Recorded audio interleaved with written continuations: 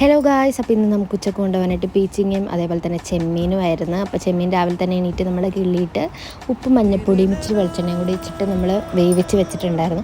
പിന്നെ പീച്ചിങ്ങക്ക് വേണ്ടിയിട്ട് നമുക്ക് ഇത്രയും സാധനങ്ങളാണ് എടുത്തിട്ടുള്ളത്. ഇതിനകത്ത് നിങ്ങൾക്ക് കണ്ടിട്ടുണ്ടെങ്കിൽ മനസ്സിലാവുമെന്ന് വിചാരിക്കുന്നു. ഈ സെയിം സാധനം തന്നെയാണ് നമ്മൾ ചെമ്മീൻ കറി വെക്കാനും എടുക്കുന്നത് കേട്ടോ. ഹൈലൈറ്റിംഗ് സംഭവം, ഞാൻ ചെമ്മീൻ ഇങ്ങനെ കൈകൊണ്ട് ഞെരടിയിട്ടാണ് ഇടുന്നത് പീച്ചിങ്ങക്ക്. കാരണം ഒറ്റക്കൊറ്റക്ക് ചെമ്മീൻ ഇങ്ങനെ കിടന്നിട്ടുണ്ടെങ്കിൽ ഒരു ടേസ്റ്റ് ആ പീച്ചിങ്ങക്ക് ഉണ്ടാവില്ല. ഇങ്ങനെ ഇട്ടിട്ടുണ്ടെങ്കിൽ ആ ചെമ്മീൻ്റെ ആ ഒരു ടേസ്റ്റ് ആ പീച്ചിങ്ങ നല്ല ടേസ്റ്റാണ്. അത് കഴിഞ്ഞിട്ട് ഞാൻ ചെമ്മീൻ കറി വെക്കാനായിട്ട് ചെമ്മീൻ ഇങ്ങനെ അരിഞ്ഞിട്ടാണ്, വലിയ ചെമ്മീനായിരുന്നപ്പോൾ രണ്ടാക്കി അരിഞ്ഞിട്ടാണ് എടുക്കുന്നത്.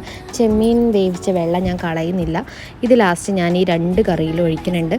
ഈ ചെമ്മീൻ്റെ എല്ലാ ടേസ്റ്റും ഈ വെള്ളത്തിനാണെന്നാണ് പറയണത്. സോ ഞാനത് ഇങ്ങനെ ഒഴിച്ചു കൊടുക്കുന്നുണ്ട് കേട്ടോ. ചെമ്മീൻ കറിക്ക് ഞാനിങ്ങനെ ഒറ്റയടിക്ക് വെളിച്ചെണ്ണ ഒഴിച്ചിട്ട് എല്ലാ സാധനങ്ങളും ഇട്ടിട്ട് വേവിച്ച് ഒരു 15 മിനിറ്റ് ഇങ്ങനെ വേവിച്ചെടുക്കുക. പെട്ടെന്ന് പണിയും കഴിയും, നല്ല ടേസ്റ്റ് വരും. അപ്പോൾ ഇത്രയേ ഉള്ളൂ ഇന്നത്തെ നമ്മുടെ വീഡിയോ.